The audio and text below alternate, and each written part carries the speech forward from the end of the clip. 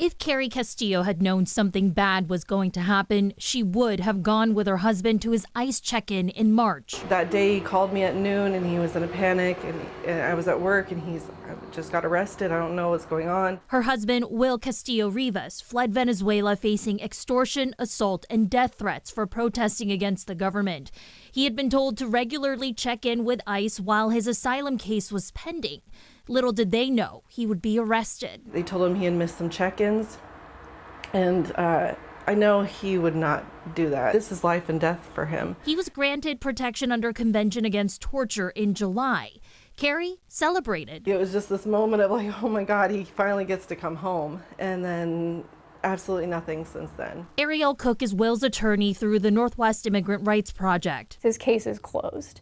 It's really just communication with ICE at this point to try to ask for them for their discretionary release. That's because Convention Against Torture doesn't grant Will any immigration status. And because his asylum case was ultimately denied, he's stuck at the mercy of ICE, despite not having any criminal history. The judge said that he could not be removed to his home country. That's what the order says at this point.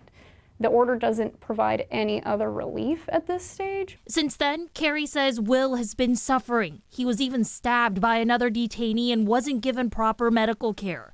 But her greatest fear is his possible deportation to a third country. What's worse, that or being detained? I think being deported would be worse. At least if he's detained, he's here and I can drive and see him through glass, but at least he's right there. I can almost touch him. Joyce, this is the first time I've covered a story like this where I've been told that there's really nothing anyone can do for the detainee, so it was absolutely heartbreaking. His attorney at this point is working to talk to anybody from ICE who will listen to make sure that he can be outside while he fights his immigration case. And we heard you correctly, right? You said he has no criminal history? That's right, Joyce. He has no criminal history here in the U.S. or anywhere else. And that's actually the case for a lot of people who are currently in ICE detention. 71.5% of people detained around the country have no criminal convictions. Of course, we reached out to ICE to ask why Will was detained in the first place, but we haven't heard back. Joyce. Sharon reporting live for us tonight. Thank you.